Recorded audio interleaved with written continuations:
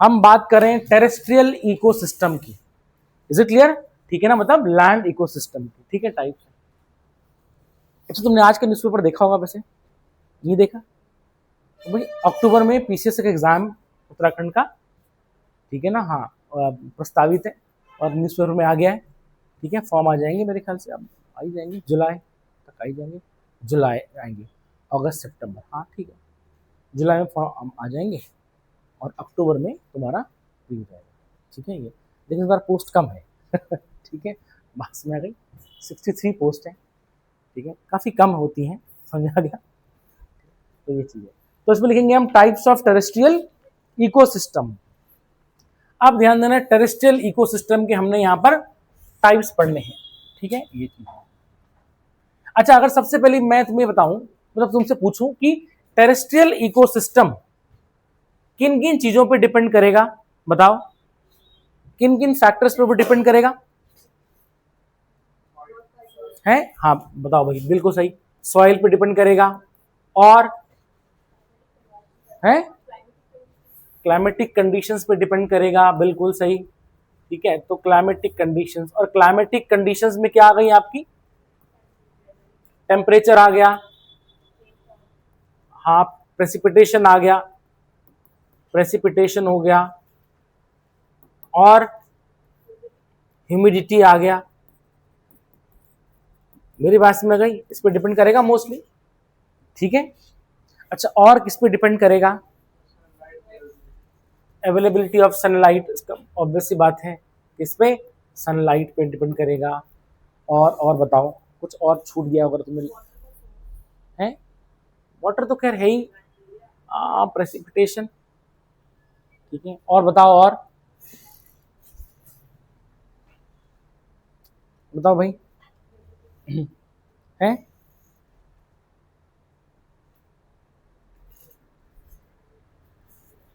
अच्छा ठीक है, तो उत्तराखंड में रहते हो, ठीक है, क्या तुम्हें यहाँ बुरांस के पेड़ दिखाई देते? नहीं दिखाई देते ना, कहाँ दिखाई देंगे? ऊंचाई पे ना, समझ में आ गया? क्या तुम्हें ऐसे वाले पेड़ क्या तुम्हें हरिद्वार में दिखाई देते? कहाँ दिखाई देंगे? हाइट पे, इसका मतलब ऑल्टीट्यूड, समझ में आ गया? तो उसका मतलब क्या है? ऑल्टीट्यूड, तो मतलब जो है ऑल्टीट्यूडनल वेरिएशंस, ओके, ठीक है ना, ऑल्टीट्यूड चेंज हो रहा है तो आपका इकोसिस्टम बदलेगा, मेरे पास में गई। अच्छा, उसके साथ साथ क्या होगा, हम ये बोल सकते हैं ना, लैटिट्यूड, लैटिट्यूड कह सकते हैं, जैसे अगर आप जो लैटिट्यूड वाली बात करेंगे तो इक्वेटर के आसपास क्या होगा? इक्वेटोरियल फॉरेस्ट पाए जाएंगे, मेरी बात समझ गई, ठीक है ना। ऐसे होगा जो आपका टेम्परेट रीजन होंगे, इसको हम बोलते हैं मिड लैटिट्यूड, वहां पर आपके टेम्परेट फॉरेस्ट पाए जाएंगे, इज इट क्लियर? ठीक है, जो पोलर रीजन है वहां इस तरह से, इज इट क्लियर? उसको नोट डाउन करो, ठीक है, ये चीजें। अच्छा, और भी कुछ हो सकता है वैसे, प्लेट्यूज, प्लेन्स, है ना, ये भी होगा, ठीक है, बट ये इंपॉर्टेंट चीजें हैं, इसको नोट कर लेंगे हम।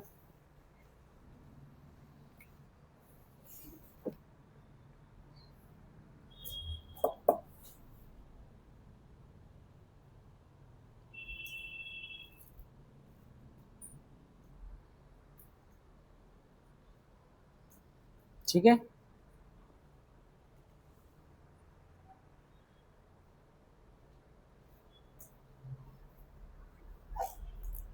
ठीक है,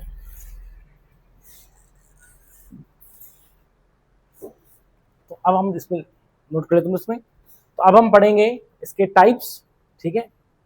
तो सबसे पहला टाइप नोट कर लेंगे, टुंड्रा, लिखेंगे सबसे पहले, लिखेंगे हम टुंड्रा इकोसिस्टम, सबसे पहले विल सी टुंड्रा इकोसिस्टम, ठीक है। अब टुंड्रा इकोसिस्टम भी वो तुम्हारा दो तरह का है, समझ में आ गया? एक तो एल्पाइन और दूसरा आर्कटिक, ठीक है, एक तो एल्पाइन और दूसरा आर्कटिक। अच्छा, सबसे पहले कौन बताएगा मुझे व्हाट इज टुंड्रा इकोसिस्टम?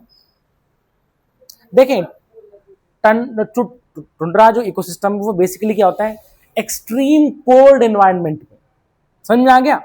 अब एक्सट्रीम कोल्ड इन्वायरमेंट तुम्हारा कहां पाया जाएगा, या तो पहाड़ों में पाया जाएगा बहुत ऊंचाई पे, मेरी बात समझ गई, या तो फिर हम देखेंगे आर्कटिक रीजन में पाया जाएगा तुम्हारा। तो उसको ध्यान देना यहां पर। तो टुंड्रा में, टुंड्रा रीजन में देखें, सबसे पहली बात क्या है, सबसे पहली बात यह है कि ये एक एक्सट्रीमली कोल्ड क्लाइमेटिक कंडीशंस में पाए जाते हैं। मेरे बात समझ गई। यहां पर जो पेड़ होंगे, समझ आ गया, जो आपके ट्रीज होंगे वो तुम्हारे क्या होंगे, बहुत ही कम होंगे।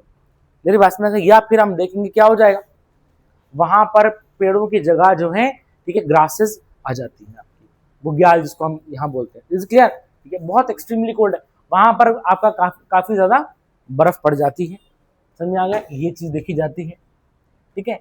अगर हम बायोडाइवर्सिटी की बात करें तो यहां पर जो बायोडाइवर्सिटी है वो बहुत ही कम देखी जाती है। क्यों देखी जाएगी, क्योंकि बताया था ना क्या, टेम्परेचर और प्रेसिपिटेशन के साथ साथ बायोडाइवर्सिटी बढ़ती है। अगर टेम्परेचर बढ़ जाएगा, प्रेसिपिटेशन बढ़ रहा है, ह्यूमिडिटी बढ़ रही है, तो बायोडाइवर्सिटी बढ़ेगी। समझ आ गया, ठीक है, ये चीज। तो यहाँ ये है एसेंशियल कैरेक्टरिस्टिक्स टुंड्रा इकोसिस्टम की, इसको नोट कर लेंगे आप, ठीक है। और वैसे अगर अगर हमसे कोई पूछे कि टुंड्रा मतलब क्या होता है, टुंड्रा का मतलब होता है बैरन लैंड, इसको नोट कर सकते हो उसमें। The literal meaning of tundra is barren land. और ऑब्वियसली बात है, यहां पर क्या होते हैं, पेड़ बहुत ही कम देखे जाते हैं। नहीं, वो तुम्हारा डेजर्ट इकोसिस्टम हो जाएगा। हाँ, कोल्ड बैरन लैंड बोले, समझ आ गया, ये चीज टुंड्रा इकोसिस्टम, समझ आ गया।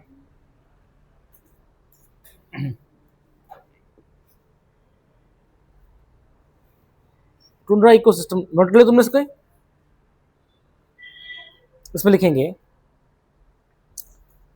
Tundra ecosystems are the region of, ठीक है, tundra ecosystems are the region of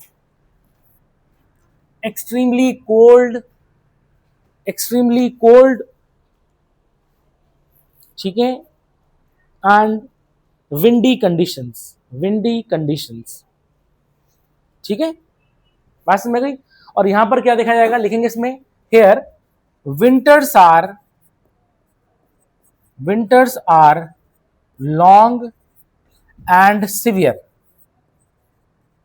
खून जमा देने वाली ठंड, समझ आ गया।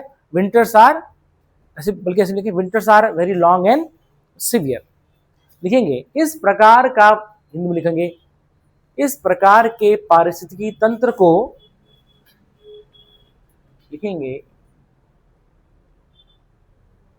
लिखेंगे बंजर धरती भी कहते हैं, बंजर धरती भी कहते हैं। देखिए, ऐसे पारिस्थितिकी तंत्र में शीत ऋतु अत्यंत लंबी और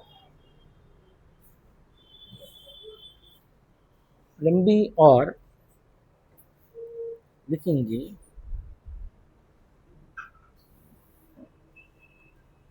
सिवियर को क्या बोलेंगे, severe, what will say in Hindi, severe, अत्यधिक, हम मतलब अत्यधिक शीत ऋतु वाली हम कह सकते हैं, ठीक है। इसको ऐसे लिखेंगे, अत्यधिक शीत ऋतु वाली होती है, लिखेंगे इसमें। अच्छा, अब यहां पर मुझे बताओ कि प्रेसिपिटेशन कैसी होगी, प्रेसिपिटेशन ज्यादा होगी कम होगी, प्रेसिपिटेशन बहुत ही कम होगी, समझ आ गया। और अगर होगी भी तो थोड़ा सा वेपर उठेगा, वो तुम्हारा फ्रॉस्ट के रूप में आएगा। तो लिखेंगे इसमें, प्रेसिपिटेशन इज वेरी लेस,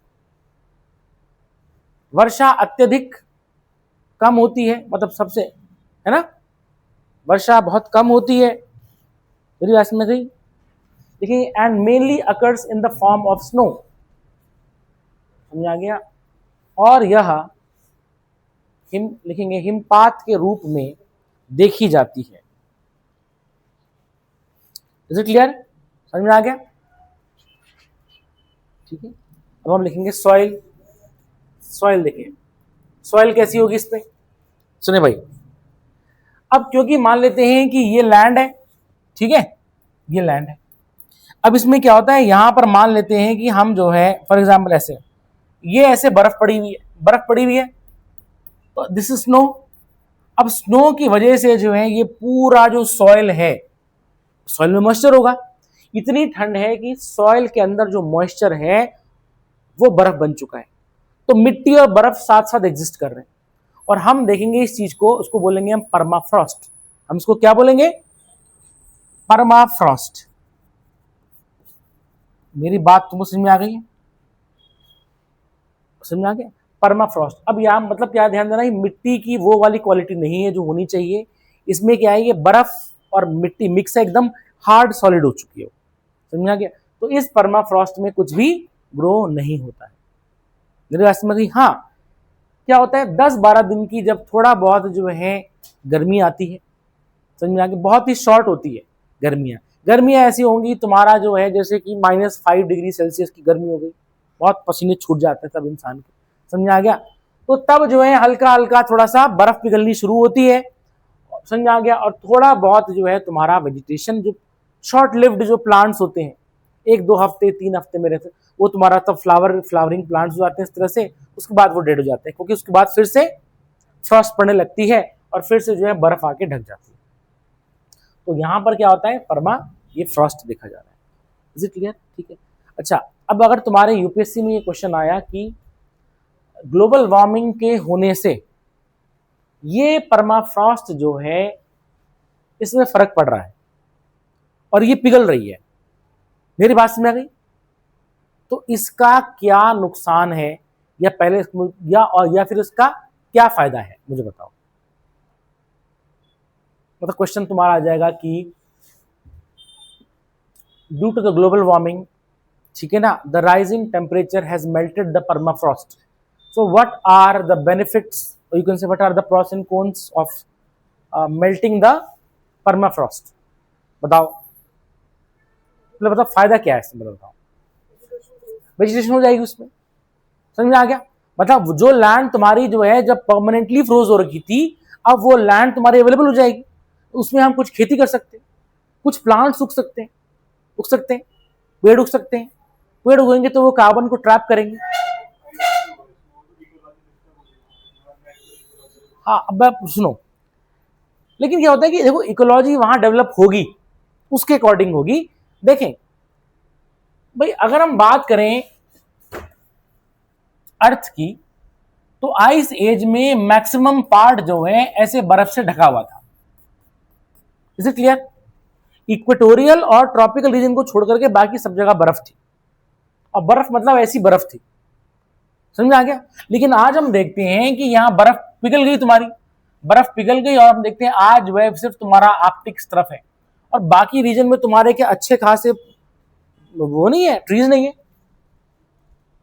तो कंडीशन फेवरेबल हुई तो ऑर्गेनिज्म सरवाइव कर लेगा। मेरी बात समझ गई। फ्रांस जो है, अब हम बोलते हैं कितनी प्यारी जगह है फ्रांस, समझ में आ गया, वहां गेहूं हो रहा है, तो वहां पर हम देखेंगे कि आज से 10,000 साल पहले पूरी बर्फ थी वहां, तो पूरा एस्किमोस टाइप के लोग रहते थे वहां पर। फ्रांस की बात करो, फ्रांस जर्मनी ये सब, बट आज दो कितना अच्छा जो है, ठीक है, कोई क्लाइमेट वार्म हुई तो वहां पर क्या वो वेजिटेशन नहीं होगी, वहां जो है गेहूं हो रहा है, कई सारे जो है, ठीक है ना। इसे तो क्या होता है कि जो स्पीशीज है हमारी वो सर्वाइव कर जाती है। तो फायदा तो ये है कि इससे क्या होगा, क्या है, वेजिटेशन डेवलप होगी तो वो कार्बन को ट्रैप करेगी, मेरी बात में। लेकिन ध्यान देना, इससे नुकसान ज्यादा है। अब नुकसान क्या है मुझे बताओ।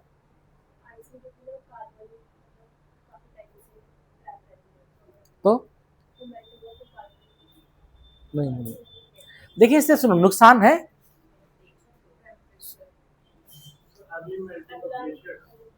है? हाँ हाँ, मतलब हाँ, तो मतलब जब आइस एक तो ये बोल रही है सर आइस मेल्ट होगी तो तुम्हारा मतलब उससे वाटर बनेगा, है ना, ठीक है। लेकिन हम तो बात कर रहे हैं परमाफ्रॉस्ट की बात कर रहे हैं ना। परमाफ्रॉस्ट मिट्टी, मतलब जो है मिट्टी जो मिक्स हो रही है ना, तो बर्फ के साथ मिक्स है, तो परमाफ्रॉस्ट जो है हो गया, इससे इतना कोई नदी भी नहीं बनेगी, ऐसा कुछ सिंपल ये नॉर्मल मिट्टी आ जाएगी, कंडीशन आ जाएगी। तो नुकसान क्या है इसका परमाफ्रॉस्ट का? ऊपर वाली मैं ऊपर वाली बर्फ की बात नहीं कर रहा हूं, समझ आ गया? मतलब ये पर क्या होता है, ये जमी रहती है पूरा मिट्टी, ऊपर चाहे बर्फ पड़े ना पड़े, टेम्परेचर इतना कम है, उसका मैं बात कर रहा हूं। देखें इसका नुकसान क्या है कि हजारों लाखों सालों से ये चीज जमी हुई है, परमाफ्रॉस्ट जमी भी नहीं हुई, तो लाखों सालों पहले के जो बैक्टीरिया वायरस होंगे वो फ्रीज हो रखे हैं। मेरे बात से मैं गई, ठीक है? और क्या होगा, हम देखेंगे बैक्टीरिया वायरस अपने को प्रिजर्व कर लेते हैं अंडर हार्श कंडीशन। मेरी बात में आ गई? अब अगर ये मेल्ट होता है, मेल्ट होगा तो धीरे धीरे करके यहां बैक्टीरिया वायरस हो जाएंगे। अब हमारे पास आज की डेट में जो वैक्सीन हैं, जो एंटीबायोटिक्स हैं, वो आज के बैक्टीरिया के लिए है ना, लेकिन उस करोड़ों साल के बैक्टीरिया के लिए तो है नहीं। तो इसका मतलब अगर वो जो है वो बाहर निकलेंगे, समझ आ गया? तो ऑब्वियसली बात है वो तो पैंडेमिक क्रिएट कर देंगे, क्योंकि उनके पास तो हमारी कोई दवाई नहीं है ना। हमारा जो एंटीबायोटिक है वो आज के बैक्टीरिया के लिए है, करोड़ों साल पहले वाले बैक्टीरिया के लिए नहीं है। तो इसका मतलब क्या होगा, ये तो पैंडेमिक आ जाएगा। मेरी बात समझ गई? और पोल्स पे हम देख रहे हैं कि पोल्स से बीमारी थोड़ी कम होती है, बैक्टीरियल डिजीज थोड़ा कम है, समझ आ गया? तो हम देखेंगे वहां पर ये जो फैलने लगेगी, और ऐसे में ये पैंडेमिक बन सकता है, ग्लोबल पैंडेमिक बन सकता है। मेरी बात तुमको समझ आ रही है? Is it clear? ठीक है ना? तो इससे ये नुकसान होगा। पहला नुकसान तो यही है। तो पहला नुकसान क्या है, जो माइक्रो ऑर्गेनिजम्स हैं विच आर ट्रैप्ड, समझ आ गया, मिलियंस ऑफ ईयर्स अगो, समझ आ गया? ठीक है, वो क्या होगा, वो फ्री हो जाएंगे, ठीक है ना? ऑब्वियसली बात है, तो फिर वो डिजीज क्रिएट करेंगे। दूसरी बात क्या होगी, अगर मान लेते हैं कि ये परमाफ्रॉस्ट है, यहां पर जो है हमने मकान बनाया हुआ है अपना, और ऐसे ही होता है, मेरी बात समझ गई, वहां पर लोग रहते हैं, जब ये पिघलेगा तो ऑब्वियसली बात है हम देखेंगे लैंड सिंक करेगा। लैंड सिंक करेगा तो हमारे जितने भी यहाँ पर जो घर वर हैं, सिटीज हैं, समझ आ गई? जैसे कि आर्कटिक टुंड्रा में, मेरी बात समझ आ गई, वहां पर है, तो वो क्या होगा, वो तुम्हारा जो है कोलैप्स हो जाएगा। और ये देखा जा रहा है, क्योंकि पहले तो क्या था, पहले तो एकदम मिट्टी एकदम ठोस हो रखी है, और अब क्या है, क्योंकि वो पिघलेगा तो it will create a swampy like condition, दलदल जैसी कंडीशन बनाएगा, नहीं बनाएगा? पिघल रहा है वो, तो वो क्या होगा, वो तुम्हारा जो है, ठीक है, उस स्ट्रक्चर में जहां पर वो है सर्वाइव कर रहा है, वो पूरा पूरा जो है वो कोलैप्स हो जाएगा। Is it clear? मेरी बात तुमको समझ आ गई? ठीक है, तो ये इससे होने वाले नुकसान है, समझ आ गया? फायदा ये है कि ऑब्वियसली बात है कार्बन ट्रैप हो जाएगा, है ना, एफॉरेस्टेशन हो जाएगा, ठीक है ना, ये चीज है। Is it clear? ठीक है, तो हम क्यों पढ़ रहे हैं इसको, क्योंकि यहां पर ही आपका परमाफ्रॉस्ट देखा जाता है, कहां पर, टुंड्रा में देखा जाता है। तो इसमें लिखेंगे, इसमें हम सॉइल लिखेंगे, परमाफ्रॉस्ट और soil that remains freeze, permafrost और soil that remains free,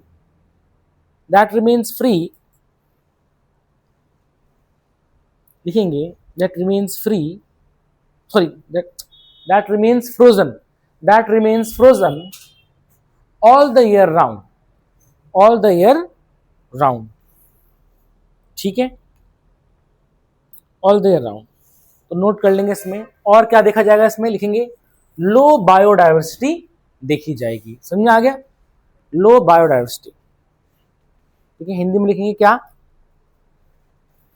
permafrost, जैसे मिट्टी कैसी होगी, मृदा, लिखेंगे परमाफ्रॉस्ट, जिसमें मिट्टी सारे साल भर जमी रहती है, ठीक है। अब इसका हम क्लासिफिकेशन लिखेंगे, क्लासिफिकेशन क्या है, टुंड्रा का क्लासिफिकेशन क्या होगा। पहली बात है एल्पाइन टुंड्रा, अच्छा एल्पाइन टुंड्रा मतलब हाई ऑल्टीट्यूड, मतलब जो है बहुत ही ऊंचाई पे, समझ आ गया, वहां पर क्या है, ये कंडीशन देखी जा रही है, हाई ऑल्टीट्यूड होगा, दूसरा है Arctic, Arctic tundra, Arctic tundra. तो आर्कटिक टुंड्रा बेसिकली कहां देखा जाएगा? In the polar regions, okay, in the polar regions. तो नोट कर लो, ध्रुवीय क्षेत्रों में देखा जाएगा और ये उच्च स्थलों में देखा जाएगा। ठीक, ठीक है, तो उसमें लिखेंगे हम, सबसे पहले लिखेंगे आर्कटिक टुंड्रा, आर्कटिक टुंड्रा। तो उसका डिस्ट्रीब्यूशन कहां होगा? लिखेंगे वितरण। आर्कटिक टुंड्रा का सबसे पहले लिखेंगे हम इसका डिस्ट्रीब्यूशन, वितरण। अच्छा, डिस्ट्रीब्यूशन कहां देखा जाएगा?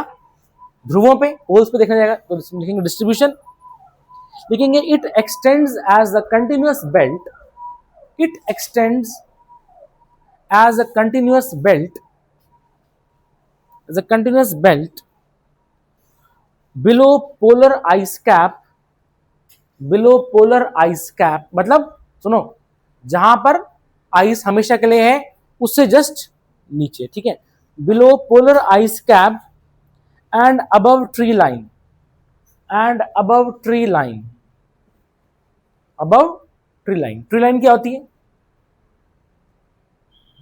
ट्री लाइन मतलब जहां से पेड़ खत्म होकर के, समझ आ गया, ठीक है, वो गायब हो जाते हैं। तो लिखेंगे एंड अबव ट्री लाइन, लिखेंगे in the northern hemisphere, in the northern hemisphere, समझ आ गया। लिखेंगे इन द सदर्न हेमिस्फीयर, और सदर्न हेमिस्फीयर में कहां देखा जाएगा? In the southern hemisphere it is limited to some parts of Antarctica, some parts of Antarctica, ठीक है, and Falkland Islands, and Falkland Islands, Falkland Islands, Falkland Islands. समझ आ गया? ये कहां है? अंटार्कटिका के जस्ट बगल में, समझ आ गया, ठीक है ना। ये है फल्कलैंड पे यूके का जुरिस्डिक्शन है, यूनाइटेड किंगडम का है, समझ आ गया, बहुत एक्सट्रीम साउथ में। उसमें लिखेंगे वितरण क्या है इसका, लिखेंगे, लिखेंगे ध्रुवीय बर्फ, वितरण लिखेंगे ध्रुवीय बर्फ से नीचे और वृक्ष रेखा से ऊपर, और वृक्ष रेखा से ऊपर उत्तरी गोलार्ध में, उत्तरी गोलार्ध में, और लिखेंगे अंटार्कटिका के कुछ हिस्से और फल्कलैंड द्वीप दक्षिणी गोलार्ध में। समझ आ गया? इसमें लिखेंगे एग्जाम्पल्स, एग्जाम्पल्स लिखेंगे अलास्का, अलास्का, कनाडा। एग्जाम्पल क्या होंगे इसके? Alaska, Canada, Russia, Greenland, Greenland, Iceland and Scandinavia. इसको तो हिंदी में लिखो, हिंदी इंग्लिश बराबर है, समझ आ गया। एग्जाम्पल क्या है? उदाहरण की तरह Alaska, Canada, Russia, Greenland, Iceland और स्कैंडिनेविया, ठीक है। अब इसमें लिखेंगे हम फ्लोरा, फ्लोरा मतलब इसकी वेजिटेशन, लिखेंगे वेजिटेशन, फ्लोरा। तो फ्लोरा लिखेंगे कौन कौन सी वेजिटेशन होगी इसमें, लिखेंगे हम मोजेस, लिखेंगे मोजेस, हिंदी में लिखो उसको, Hindi, mosses lichens, mosses lichens, सेजेस, SEDGES, सेजेस, कॉटन ग्रास, हाँ cotton grass, willows, willows WILLOWS, willows, birch, BIRCH, birch, and dwarf heath, and dwarf heath, HEATH। इसको हिंदी में लिखो। अब हम लिखेंगे फौना क्या होगा, मतलब एनिमल लाइफ, एनिमल लाइफ क्या होगी? पोलर बेयर, ध्रुवीय भालू, ध्रुवीय भालू, आर्कटिक फॉक्स, ठीक है, आर्कटिक लोमड़ी, मस्क ऑक्स, मस्क ऑक्स, ठीक है, मस्क बैल, देखो, ठीक है, कैरिबू, कैरिबू, CARIBOU, कैरिबू। तो भाई ये तो था तुम्हारा क्या, आर्कटिक टुंड्रा का। अब हम लिखेंगे एल्पाइन टुंड्रा, मतलब हाई ऑल्टीट्यूड है। हाँ, मतलब बहुत सारे एग्जांपल्स हैं इसके, ठीक है, लेकिन हम देखेंगे यहाँ पर ये ज्यादा। लेकिन स्नो लेपर्ड तुम्हारे कहाँ पाया जाता है, हिली एरियाज में। तो पहाड़ का मतलब अल्पाइन। हाँ, पेंगुइन बहुत सारी चीजें आती हैं इसमें, बहुत सारी है, ठीक है ना, लेकिन वो तुम्हारा, बट ये होता है कि हाँ, मतलब पेंगुइन तुम हाँ लिख सकते हो उसमें, चलो पेंगुइन लिखो इसमें तुम्हारा, ठीक है ना, पेंगुइन। बट क्योंकि वो पानी पे ज्यादा डिपेंडेंट रहती है, पानी में है वो तुम्हारा जो है लैंड में वो मतलब है ऐसा नहीं है, समझ आ गया, ठीक है। तो वो चीज लिखेंगे इसमें। नेक्स्ट लिखेंगे अल्पाइन टुंड्रा। अच्छा, अल्पाइन टुंड्रा कहाँ पाया जाएगा बताओ, मतलब कहीं पर भी किसी भी लैटिट्यूड में जहां पर ऑल्टीट्यूड हाई है। लिखेंगे इट इज, लिखेंगे डिस्ट्रीब्यूशन इसका, it is found at any place which have high altitude. समझ में आ गया। लिखेंगे यह धरती के किसी भी क्षेत्र में पाए जाते हैं जहां पर समुद्र तल से ऊंचाई बहुत अधिक होती है। तो इसके एग्जाम्पल्स क्या हैं, लिखेंगे उदाहरण के तौर पर एग्जाम्पल्स, हिमालयाज, उदाहरण लिखेंगे Himalayas, Alps, Alps, Tibetan plateau, Tibetan plateau, Caucasus mountain, Caucasus, Caucasus पर्वत, Caucasus mountain, American Cordillera, American Cordillera, etcetera. बहुत सारे माउंटेन्स हैं, ठीक है। इसमें लिखेंगे फ्लोरा, लिखेंगे फ्लोरा, फ्लोरा क्या होगा, लिखेंगे वही है Moses, lichen, sages, Moses, lichen, sages, liverworts, liverworts and grassy vegetation, और घास, ठीक है, and grassy vegetation. Is it clear. और इसमें लिखेंगे नेक्स्ट फौना, फौना क्या होगा, लिखेंगे mountain goat, mountain goat, mountain goat, snow leopard, snow leopard, caribou, caribou, लेमिंग, LEMMINGS, lemmings, lemmings, Musk aux, Musk aux, Musk aux, squirrel, Arctic hair, Arctic hair होता हुआ alpine में, ठीक है, बोला जाता है उसको आर्कटिक हेयर, एक्सेट्रा। मेरी बात में समझ आ गई। सो पहला ये हमारा इकोसिस्टम क्या था, टुंड्रा इकोसिस्टम था मेरे। अच्छा, इसको हम पता क्या बोलते हैं, इसको हम बोलते हैं बायोम। क्या बोलते हैं, नोट कर लो उसको, note. Terrestrial part of the ecosystem, terrestrial part of the ecosystem is termed as biome. इसको हम क्या बोलेंगे, बायोम। समझ में आ गया, ठीक है, ठीक। तो हमने क्या पढ़ा अभी, टुंड्रा बायोम पढ़ा है, ठीक है, क्या पढ़ा हमने, टुंड्रा बायोम पढ़ा है। So that's all for today. समझ में आ गया। नेक्स्ट लेक्चर में हम इसको कंटिन्यू करेंगे।